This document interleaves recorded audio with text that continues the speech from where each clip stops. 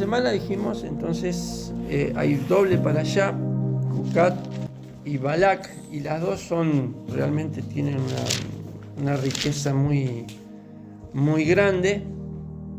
En cuanto a Balak, perdón, tiene un significado profético, mesiánico muy, muy grande. Pero por sobre todo vamos a tratar de ver, no es estudiar bien en detalle todo, por ejemplo, lo de la vaca alazana, que también podríamos estar una semana entera estudiándolo y creo que no lo agotaríamos. Pero lo interesante es poder ver dentro incluso de las dos para allá lo que es la provisión de Dios para nuestras vidas. Cómo Dios provee y ha provisto para todo lo que el ser humano necesita, no solamente ahora, sino en el futuro. Eso solamente Dios puede hacer eso, ¿no es cierto? Juk, que significa estatuto. Y dentro, bueno, eso está en el escrito, lo pueden leer así con más detenimiento, ¿no? Hay mandamientos de Dios que tienen un motivo específico en la palabra, que pueden ser, por ejemplo, las fiestas. Pesaj, ¿por qué celebramos Pesaj? Porque estamos celebrando, por un lado, la libertad y por otro lado, el sacrificio del Mesías. O sea, tienen un motivo específico. Incluso Jesús dijo, cuando estaba celebrando esa cena con los discípulos, hagan esto en memoria de mí. No estaba hablando solamente de la Santa Cena. Uno puede conectarlo así con el vino y el pan, pero claro, Jesús realmente estaba hablando de toda la celebración de Pesaj, diciendo, bueno, todo esto que estamos celebrando, la salida de Egipto, la libertad, de la esclavitud, todo eso, bueno, ahora háganlo en memoria de mí. O sea, tiene un motivo, hay un mandamiento con un motivo especial. Hay otros mandamientos que son hasta diríamos de carácter social, moral, que tienen un criterio social, digamos, no matarás, y bueno, o sea, no matarás, o no robarás, es casi como de tener un criterio social de convivencia, son mandamientos que hacen a la convivencia, a la relación con nuestros vecinos, claro, hermanos o no hermanos, nuestro prójimo. Pero hay mandamientos que no tienen una explicación. No dice el Señor por qué. Bueno, una de esas es la fiesta de Yom Teruah. Celebrarán fiesta al son de trompeta. ¿Y por qué? ¿Para qué? Se deduce, se infiere, pero realmente la Biblia no dice. Pero uno lo hace porque está en la palabra. Jucat habla de ese tipo de mandamientos, y el tema de buscar una vaca roja y todos los detalles que va poniendo ahí no tienen una explicación. Uno puede estudiar, ver opiniones, qué sé yo, pero realmente la Biblia no dice. Pero sí es de un carácter mesiánico muy profundo, muy, muy profundo. Por eso la capa que tenía el Señor era roja. Puede ser, de color púrpura. No, claro, era púrpura. Pero bueno, si uno entra en detalle va a encontrar un montón de paralelos. El rojo habla de la sangre. La sangre que es sinónimo de vida. Los aspectos así de los detalles rituales, la vaca tenía que ser sacrificada fuera ni siquiera era sacrificada dentro del templo, los otros animales sí eran sacrificados dentro donde estaba el altar de sacrificio, la vaca era afuera. Jesús padeció afuera. Hay algunos incluso que dicen, porque la vaca era sacrificada delante, en dirección a la entrada del templo, lo que sería el Monte de los Olivos. Hay quienes opinan que Cristo murió, se fue crucificado en alguna parte del Monte de los Olivos. Son opiniones. Pero en todo caso, vamos a encontrar un montón de paralelos con el Mesías dentro de ese ritual que se hacía más que nada para la purificación de aquellos que habían tenido contacto con muertos. Digamos, no era la impurificación, la impureza por el contacto con un muerto no era un pecado en sí. Simplemente, bueno, había a veces, fallecía alguien, tenía que atender eso y bueno, alguien tenía que hacerlo. Entonces, después de eso, tenía que purificarse para poder entrar nuevamente a la celebración, a la adoración. Todo contacto con la muerte, o sea, Dios es un Dios de vida. Amén. No puede haber nada muerto, nada que esté relacionado con la muerte en su presencia. Entonces, cuando alguien tenía ese contacto con algo muerto, entonces tenía que hacer ese rito de purificación. ¿Se aplica para ahora también, pastor, eso? Lo que se aplica ahora es la sangre de Cristo. No estamos hablando de un pecado, estamos hablando de una impureza. Pero esa impureza, que junto con el pecado, Cristo llevó a la cruz. Somos purificados por la sangre de Cristo, que es mucho más efectiva, infinitamente más poderosa que cualquier sangre de animal o cualquier ceniza de cualquier vaca roja. De todas maneras, pastor, en la parashá dice de que es salvo de que sea un familiar cercano. Claro. Eso también lo dice. No, pero así sea un familiar cercano, después tenía que purificarse Claro, igual. sí o sí. Pero Lo que no tenía podían tener contacto eran los sacerdotes. Ah, sí, los sacerdotes. Pero esto era para cualquier persona. Claro. Sí. Todo lo que esté separado de Dios está muerto espiritualmente. Así es. O sea, Jesús dijo, separados de mí nada pueden hacer, como el pámpano, la rama, si está separada del tronco no puede llevar fruto. ¿Por qué? Porque se muere. O sea, dice llanamente. Entonces, nada que esté separado de Dios puede tener vida, y todo lo que esté muerto no puede estar en la presencia de Dios. Y sí, porque Es así. si las palabras hacen mal, son como cuchillos. Ahora, lo más interesante, lo más emocionante de todo el tema de la vaca alazana es que generalmente, bueno, cuando alguien pecaba o alguien se impurificaba, llevaba un animal al templo, lo sacrificaba, y bueno, con todo ese rito. La ceniza. No, estamos hablando de un sacrificio, los común. corderos, que se hacían normalmente, bueno, se hacían después que alguien había cometido un pecado, había cometido un error o quería purificarse en fin.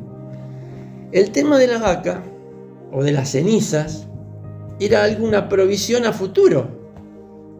O sea, estaba hecho para alguien que quizás dentro de 4 o 5 años pueda impurificarse. Es como que, porque la ceniza de la vaca roja duraban muchísimos años. Se dice que solamente desde esta época hasta la actualidad fueron sacrificadas 9 vacas rojas. La 10ª tiene que ver con la venida de Cristo. Pero imagínense alguien que se impurificó y las cenizas están de hace 10 a 15 años, pero sin embargo sirven para esa impureza que sucedió ahora. Sigue siendo efectiva. Sigue siendo efectiva. ¿Será por Eso es imagen de lo que Cristo hizo. Claro. Cristo murió hace 2000 años. Yo pequé ahora. No es una sangre coagulada. Claro. Entonces, ese sacrificio viaja en el tiempo. Amén. Y lo que yo hice viaja en el tiempo hasta el Calvario, donde fue sacrificado Cristo. O sea, por eso es emocionante pensar eso, que antes de la caída ya está el remedio. Amén. Gloria a Dios. Porque incluso Apocalipsis dice que el Cordero fue inmolado antes de la creación del mundo. Así es.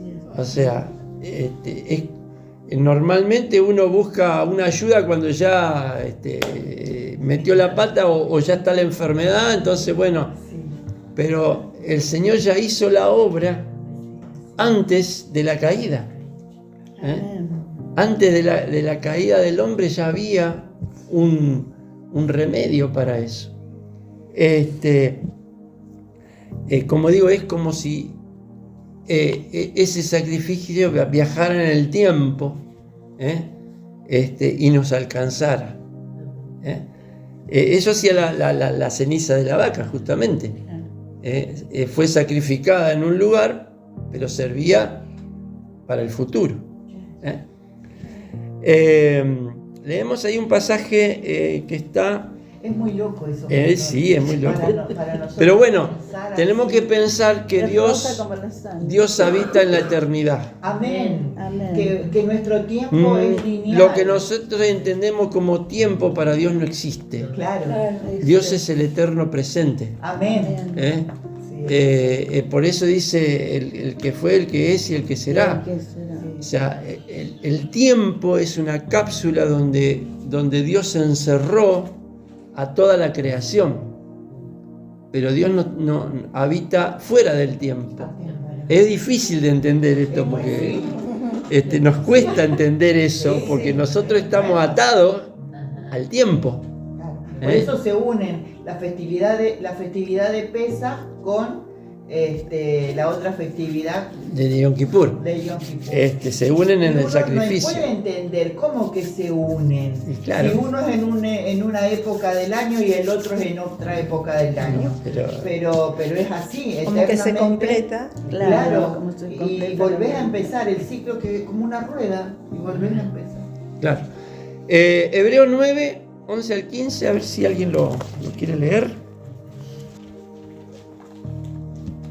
Dice, pero estando ya presente Cristo, sumo sacerdote de los bienes venideros, por el más amplio y perfecto tabernáculo, no hecho de manos, es decir, no de esta creación, y no por sangre de machos cabríos ni becerros, sino por su propia sangre, entró una vez para siempre en el lugar santísimo, habiendo obtenido eterna redención. Porque si la sangre de los toros y de los machos cabríos y las cenizas de la becerra, rociada a los inmundos, santifica para la purificación de la carne, cuánto más la sangre de Cristo, el cual mediante el Espíritu Eterno se ofreció a sí mismo sin mancha, limpiará vuestras conciencias de obras muertas para que sirváis al Dios vivo. Amén. ¿Qué sigue? Así que, por eso, es mediador de un nuevo pacto, para que interviniendo muerte para la remisión de las transgresiones que había bajo el primer pacto, los llamados reciban la promesa de la herencia eterna. Ahí está. Dice acá, el sacrificio de Cristo nos salva tanto de nuestras acciones y pensamientos pecaminosos como de nuestro estado de pecado, que incluye nuestra mortalidad, y las malas tendencias surgidas de nuestra naturaleza. Jesús no vino solo para perdonar, sino para darnos vida eterna.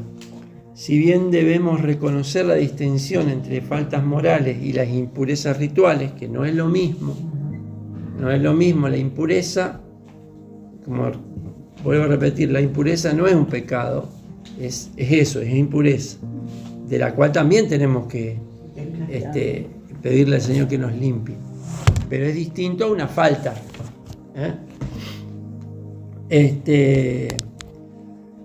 La ofrenda de la vaca alazana nos enseña acerca de la provisión por adelantado que Cristo hizo para todo tipo de males. En la cruz, alrededor del año 31, Cristo se hizo pecado por mí, aunque mi mortalidad y mis pecados que Él llevó en la cruz no existieron hasta este siglo. Qué bárbaro. Es tremendo eso. Esta para allá, bueno, habla de esa provisión por adelantado. También dentro del pasaje tenemos lo de la serpiente de bronce. Cuando el pueblo empieza a murmurar, qué raro. No. Tenemos, el capítulo 20 empieza con el tema del agua en la roca, que ya vamos a hablar un poquito de eso también, que está muy interesante. Pero también había serpientes que mordían, que picaban, y cuál fue el remedio. Tampoco entendemos en ese momento por qué Dios le manda a hacer una serpiente de bronce. Hay un sketch que alguna vez vimos, donde está todo el pueblo, y Moisés le dice que miren a la serpiente. Pero vos no dijiste que no había que hacer imágenes. Claro. Y no entendían, entonces era muy gracioso ese tema. Pero bueno, el tema es ese, que no se trata de entender, sino de obedecer. Dios le dice: hazte una serpiente de bronce, cualquiera que mire a la serpiente será sano. Y ese ejemplo lo usa Jesús para hablar con Nicodemo y para decirle que así como la serpiente fue levantada en el desierto, así también es necesario que el Hijo del Hombre sea levantado. Amén. Para que todo aquel que en él cree no se pierda, mas tenga vida eterna. Como vemos, como también ahí hay una provisión por adelantado. Si bien algunos ya habían sido mordidos, pero algunos todavía no. Bueno, si alguno es mordido, entonces ahí está la serpiente. Ya está Es tremendo como Él ya pagó por nuestros pecados por adelantado. Por eso. Yo todavía no pequé acá abajo. Claro, Él ya pagó por Él ya pagó por eso. que yo todavía no cometí. Claro. Es re loco. Es muy loco. Pero volvemos al tema de el tiempo. Claro, sí. Es como cuando dice que ya fuimos sanados. Ya fuimos, Claro. fuimos nosotros curados. Claro. Fuimos curados. Juega mucho con presente, pasado, futuro. La palabra en realidad tiene mucha. Por Pero- eso confunde. Entonces dice, ¿cómo que fuimos si Claro. todavía no pasó? Si todavía no pasó. ¿Cómo no me sané Si no meditas todavía? bien lo que hay ahí, Claro, ¿cómo no me sané todavía? Exacto. Vamos un poquito después volvemos al tema del agua en la roca, que quiero por ahí terminar con eso, pero el capítulo 22, La rebeldía también. capítulo 22, habla de un personaje llamado Balac, que es un rey, que manda a llamar a un profeta. No era un brujo, no era un adivino, era un profeta. Tenía dones proféticos. Lo manda a llamar por una cuestión de prejuicio y de temor de algo que no había pasado. A veces tenemos miedo de cosas que posiblemente nunca pasen. Sí, pero está en la mente. Pero el tema está en la mente. Tenía de dónde ver lo que estaba pasando. En los capítulos anteriores vemos como Israel ataca o vence a Seón. Eso es el capítulo 21, versículo 21. Después derrota a Og en Basán, o sea, y ya medio que eso ya estaba cerca de la tierra prometida. Incluso ya estaban acampando cerca del río Jordán. Para ubicarnos un poco en el momento, Miriam había muerto, después muere Aarón, es decir, ya estaba próximo también la partida de Moisés, y donde comienza después el libro de Josué con la entrada. Digamos, ya habían pasado casi 40 años desde la salida de Egipto, o sea que ya estaba en lo último, y ya estaban tomando tierras del otro lado del Jordán. Y claro, Balac vio todo eso y dice: a mí me llegó la hora. Cuando realmente la intención de Dios no era que tomaran la tierra donde estaba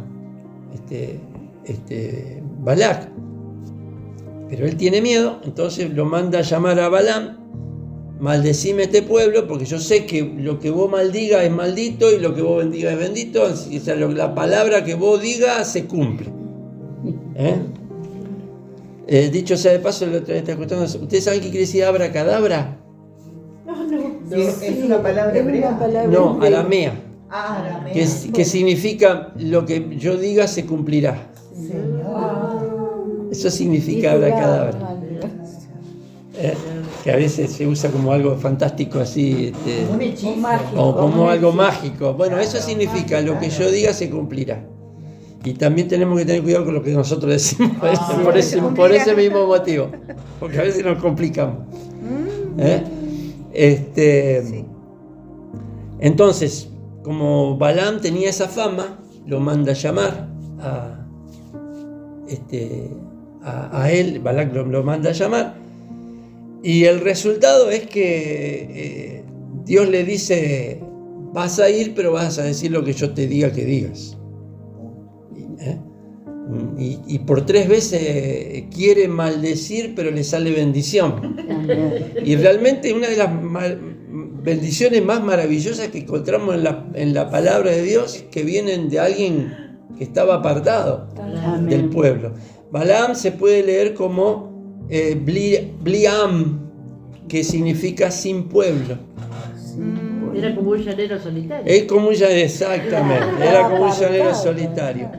Pero vemos, bueno, hoy veníamos hablando de congregarse, ¿no? De pertenecer. De pertenecer a un lugar. Cuando alguien como Balaam tiene dones dados por Dios, y de pronto no está con el pueblo, porque Balaam podría haber hecho lo mismo que hizo Jetro, que Jetro era sacerdote, De los madianitas. pero él vio al Dios verdadero, él vio lo que podía hacer el Dios verdadero, y es como que se convirtió. Claro. Balaam no hizo eso, sino que prefirió seguir hacer su vida solo. El problema de no ser parte. Amén. El problema de no ser parte. A veces sí, Dios nos lleva a lugares que no tenemos mucha posibilidad de juntarnos, pero siempre somos parte. Hay gente que va a la reunión pero no se congrega. Ajá. No es lo mismo. Está, pero no está. No es lo mismo ir a la reunión que ser parte. Claro. Y hay gente que de pronto no puede ir a una reunión por diferentes motivos, pero sin embargo es parte. Se siente parte y es parte. Como dije, uno de los problemas de Balaam era que no era del pueblo de Israel. Pero y Dios le hablaba, se comunicaba. Sí, Dios Igual le hablaba. recibía. Igual recibía. Y vos recibías, sí. Pero claro, todo. Era la él importancia de primero, encontrar porque la- primero Dios le dijo que no vaya. Que no. Pero cuando vio que había y aumentaba, porque primero le ofreció una cosa, después le ofreció más, y al final Claro, ese era el tema. el enemigo sabe dónde de atacarnos. Sí. Y por ahí acá se mencionan 3 estrategias o 3 formas en que el enemigo puede atacarnos, que una es la física, para poder someternos, para poder humillarnos, en lo físico, que era la estrategia de Balak, era bueno, maldecirlo para entonces yo los ataco y los puedo vencer. Claro. La fuerza militar. Lo otro es justamente a veces los trabajos que gente hace para perjudicar a otro.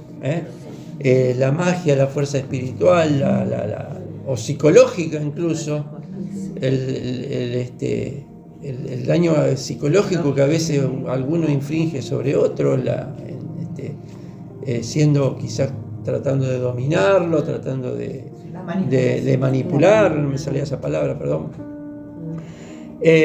Y lo otro es en base a nuestros propios deseos o pasiones, que fue lo que finalmente pasó, que después de que Balaam no consigue maldecir al pueblo, Israel, que dice moraba en Sitín, o sea, tenemos que ver que para este punto muchos israelitas ya no estaban en tiendas, estaban en casas que habían conquistado, porque ya tomaron posesión de muchas aldeas, muchas ciudades, que ya estaban en posesión de ellos. Entonces, muchos israelitas ya no vivían en casas, buscaron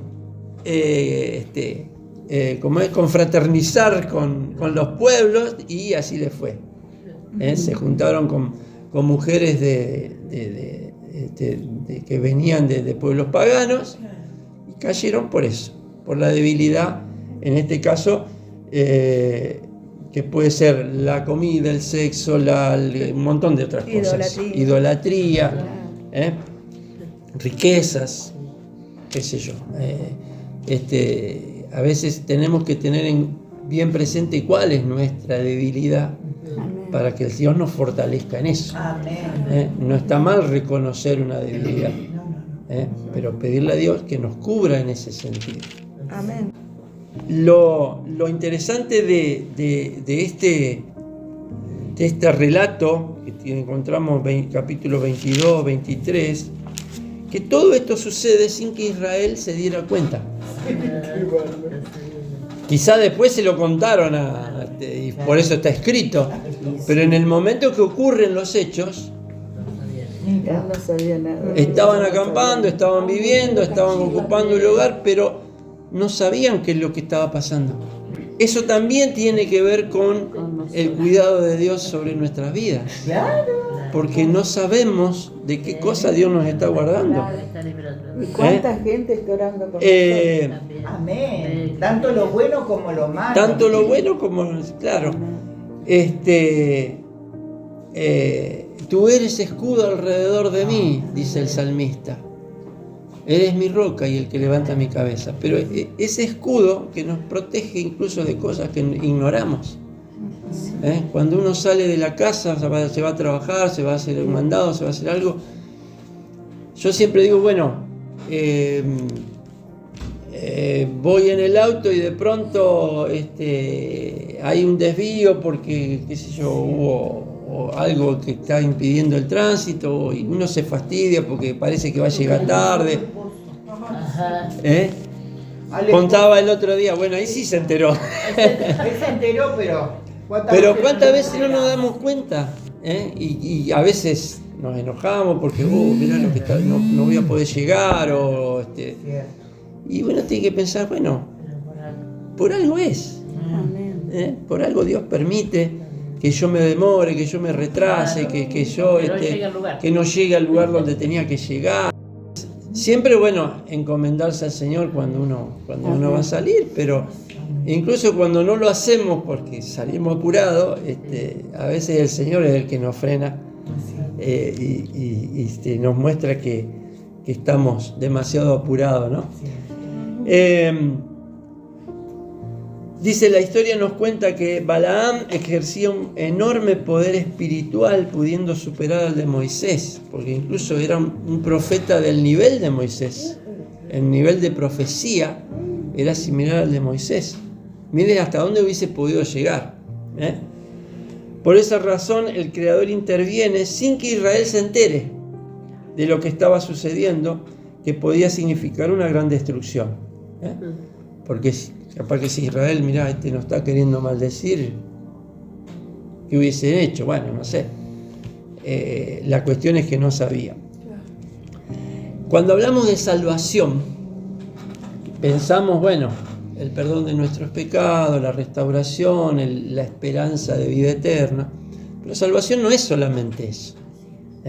Cuando uno mira y estudia un poco los textos del Antiguo Testamento, es como que salvación implicaba otras cosas, porque en general no estaban pensando en la vida eterna. La Torá no habla del cielo. La Torá no habla del cielo, no habla de la vida eterna, no habla de ningún lado va a encontrar eso.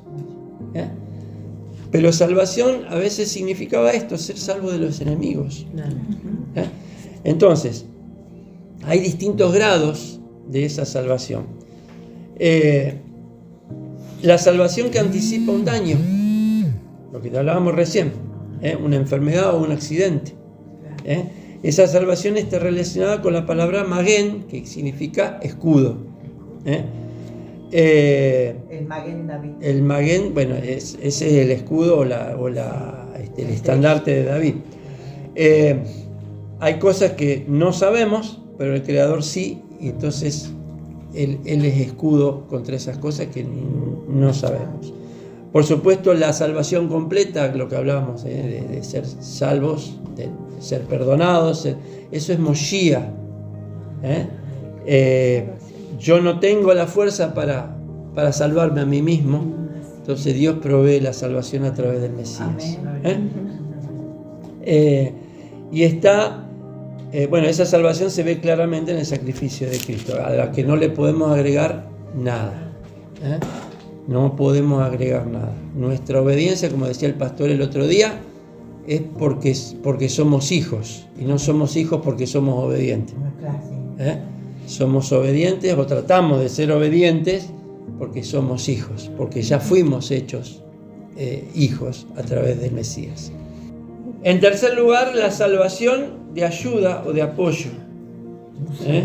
Eso también es salvación, en el sentido de la palabra osher, que significa cuando uno se pone a hacer algo o emprende algo y Dios te está ayudando en eso.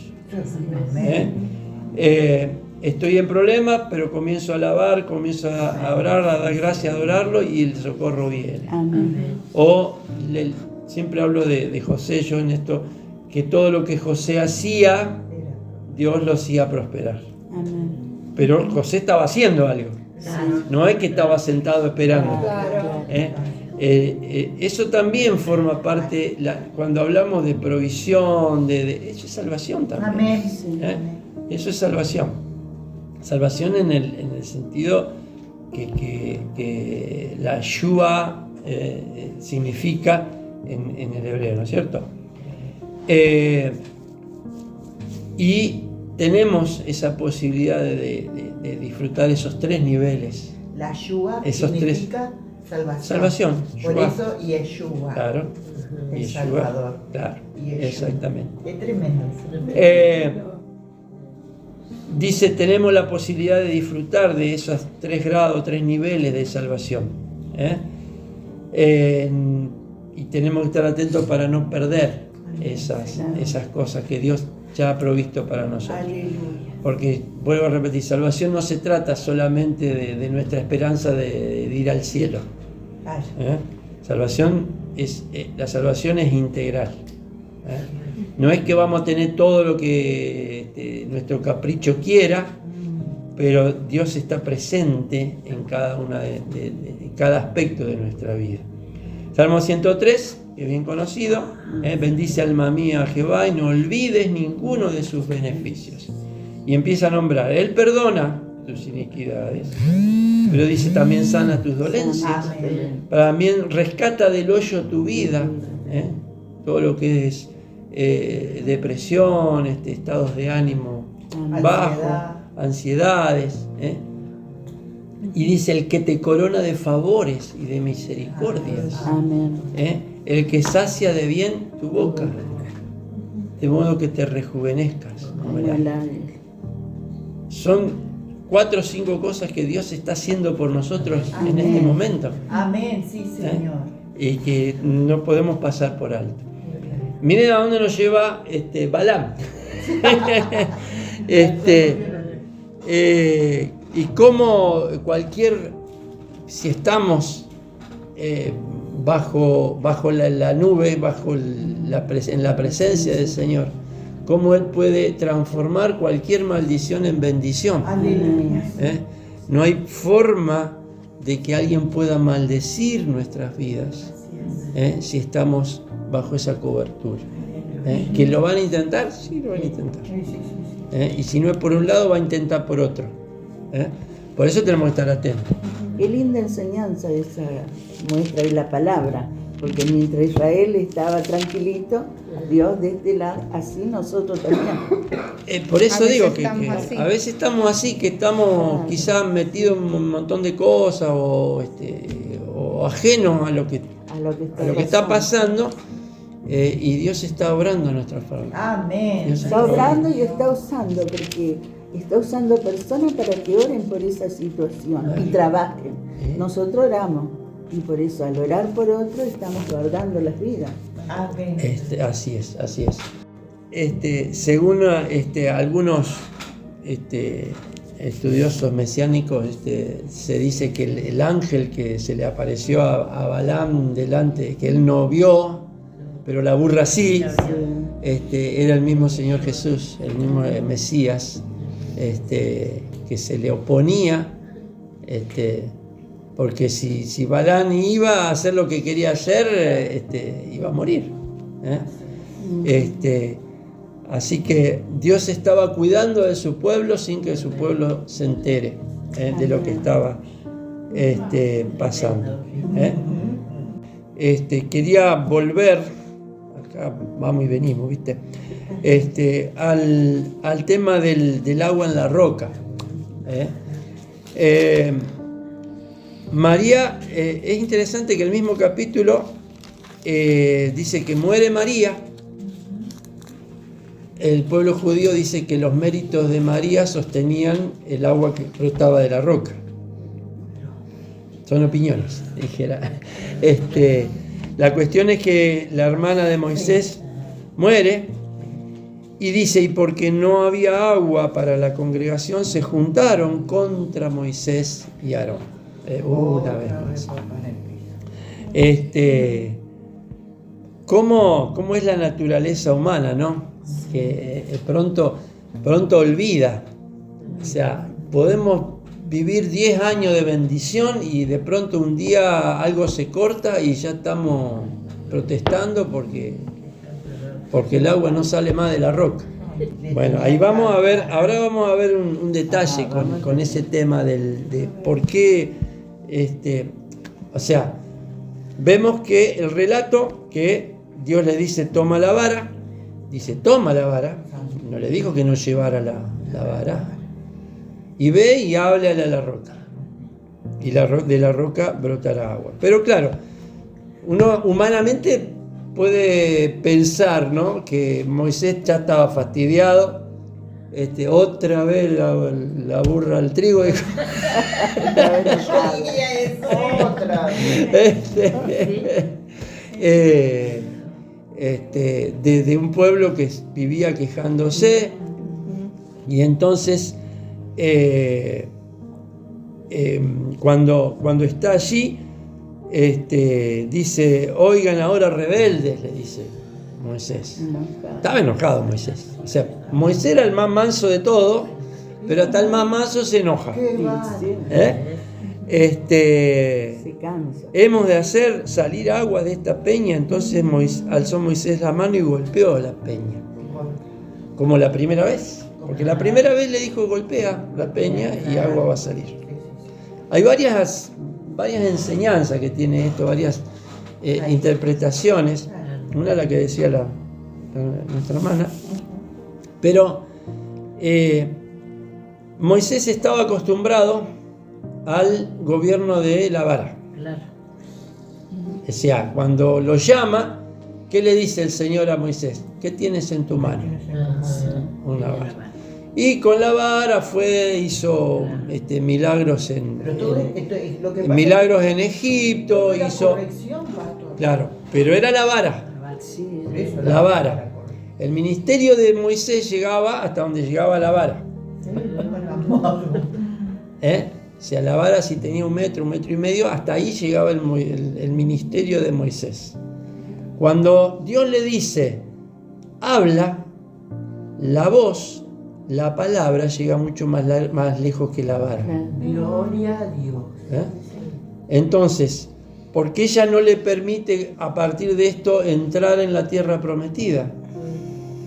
Porque Dios le quería cambiar el chip también a Moisés y que no dependiera de un palo, sino que ahora dependiera de lo que él hablaba. Entonces, ya en ese momento no le puede permitir, porque uno dice, bueno, ¿qué tan grave será haber golpeado? Si al fin y al cabo el resultado fue el mismo, porque agua salió. pero No es que no salió agua. Desobedeció. El tema es también hacer las cosas que Dios te dice como Dios te las dice que tenés que hacer. No es a mi manera, como decíamos el otro día, no es a mi manera, sino es a la manera de Dios. Por supuesto que podía hacer salir agua golpeando la roca. Pero cuando Dios dice hacelo de esta manera, tengo que hacerlo de esa manera. No inventar mi propio diseño, porque cuando uno lee Éxodo, Levítico, vemos cómo y le hicieron así como Dios lo había dicho. Amén. Todo. Amén. Todo. La construcción del tabernáculo, todo el mobiliario, digamos, hicieron todo como Dios había dicho.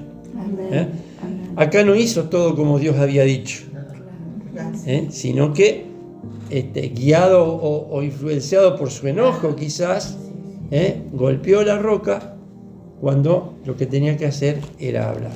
Pastor, el Salmo 23 habla otra vez de la vara.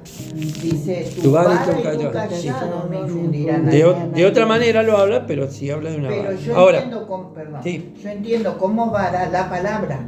O sea, los estatutos, las ordenanzas. Sí, yo entiendo esto. por eso también Como vara. está bien. como corrección. En ese momento la vara era algo físico. Claro, Claro, no era. en ese momento. Claro, no, pero para ahora, por eso dice la letra mata, el espíritu El es el que espíritu vivifica. vivifica. Bueno, hablando de vivificar, hay quienes piensan que toma la vara, le dice, se refería a la vara de Aarón que había florecido.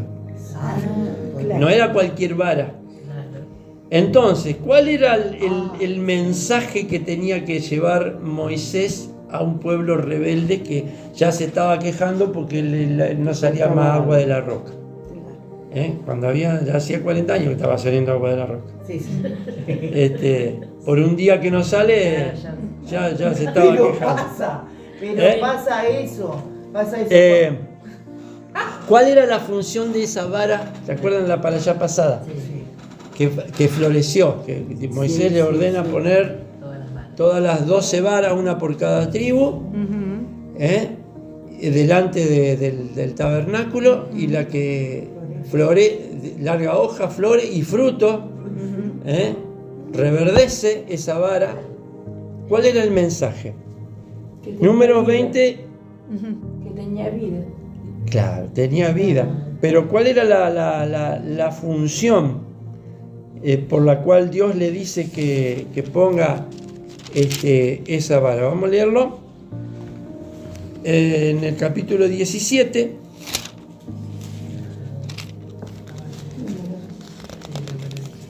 Versículo 5 dice, y florecerá la vara del varón que yo escoja, y haré cesar de delante de mí las quejas de los hijos de Israel con que murmuran contra vosotros. ¿Cómo es el propósito de la vara?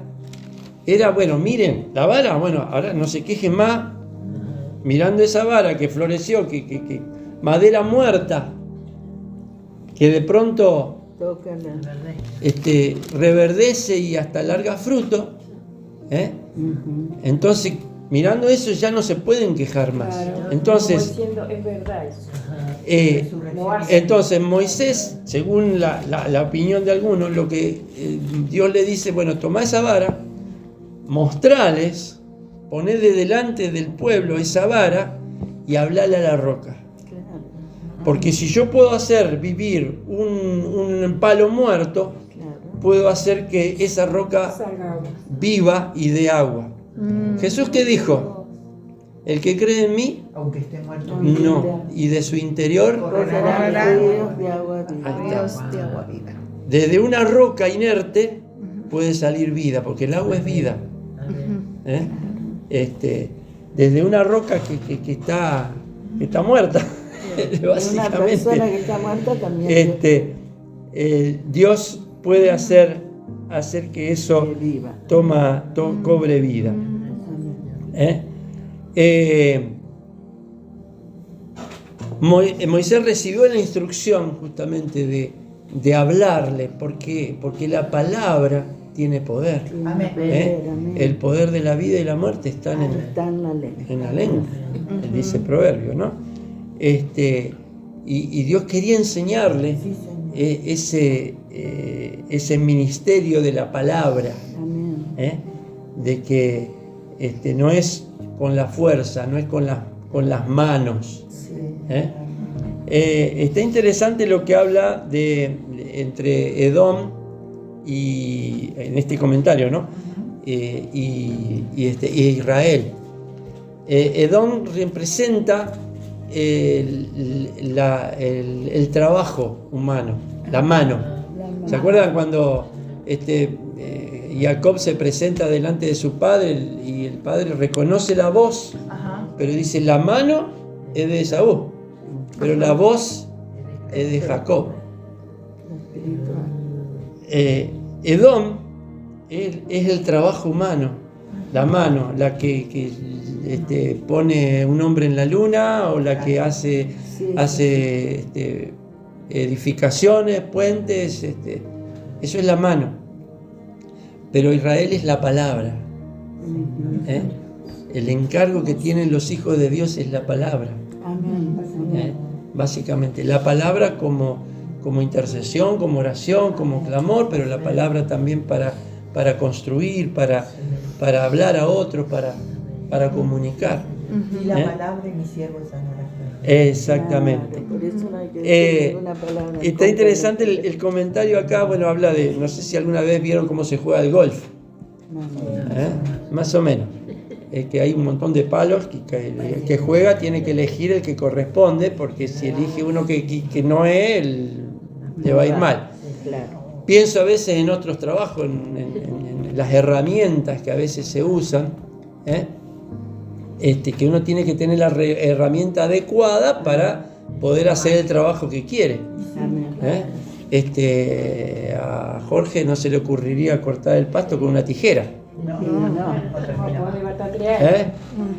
Necesita la herramienta adecuada. Claro. En este caso, la herramienta adecuada no era el palo, era la palabra. Era la palabra. Y Dios nos ha dado una herramienta poderosa, Sí, Señor. que es la palabra. Amén.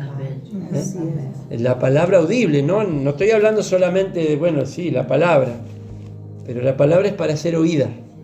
Así es. Como decía el pastor, uno lee la Biblia no solo para leerla o verla, sino para escuchar. Para hablar. Cuando Moisés golpeó la roca, en vez de hablarle, le estaba enviando un mensaje que contradecía la esencia de lo que Dios quería. Es como si hubiese dicho, la voz no es adecuada, hay que usar las armas de Esaú. A veces queremos hacer cosas, cuando a veces lo que tenemos que hacer es decir la palabra. La importancia que tiene tu palabra cuando eres un eco de la voz divina. El poder del pueblo de Dios no está en los brazos, no está si bien Dios nos manda a hacer cosas, tenemos que hacer cosas, pero nuestro poder está en la palabra. en la voz de la plegaria, en la voz de la oración, en la voz de cuando compartimos una palabra con alguien. Ahí está el poder, ahí se manifiesta el poder de Dios. Por eso quería dejar para lo último esto, porque realmente es muy profundo, no es solamente que era un capricho de Dios que Moisés le hablara a la roca, sino que Dios le estaba queriendo llevar a otro nivel el ministerio de Moisés, que se basaba en el palo que tenía en la mano, y Dios quería llevarlo más allá, porque de pronto la voz no tiene límite. La voz no tiene límite, la palabra no tiene límite. Lo que hablaba la hermana recién, di la palabra, y no sé qué distancia estaría. Y Jesús, que le dijo, ¿cómo has creído? Conforme a tu fe te se ha hecho. Ni siquiera dijo, bueno, que seas sano. Conforme a tu fe te sea sano, dijo el Señor. Y el siervo fue sano en esa hora. El poder que tiene la palabra, el poder que tienen nuestras palabras. Bien, como para ir cerrando, tanto la Parashá Jucat, o la ordenanza de la vaca alazana, como también el episodio con Balaam y Balac, nos están hablando de cómo nuestro Creador y nuestro Salvador también va delante nuestro. Amén. En todos nuestros caminos, preparando provisión, salvación de cosas que quizás no nos imaginamos. De hecho, Él ya nos dio esa salvación mucho antes de que nosotros existiéramos. Pero también ya hay una provisión para nuestras vidas. Ya está esa provisión. A veces no conseguimos verla. No conseguimos abrir los ojos y decir, acá era. Pero esa provisión está. Tanto en lo espiritual como en lo material. Dios ya previno ya está esa provisión para todo lo que nuestra vida necesita. ¿Y dónde está esa provisión? En la presencia de Él. Escuchaba una canción estos días hablando del paraíso, y diciendo, el paraíso no fue solo un jardín, dice, sino que el paraíso era estar en tu presencia. Aleluya, sí, Señor. Porque cuando Adán y Eva fueron sacados del jardín, realmente de donde salieron fue de la presencia de Dios.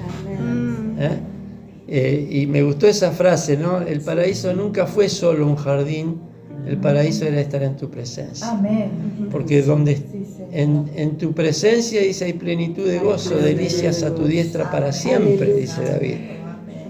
Gracias.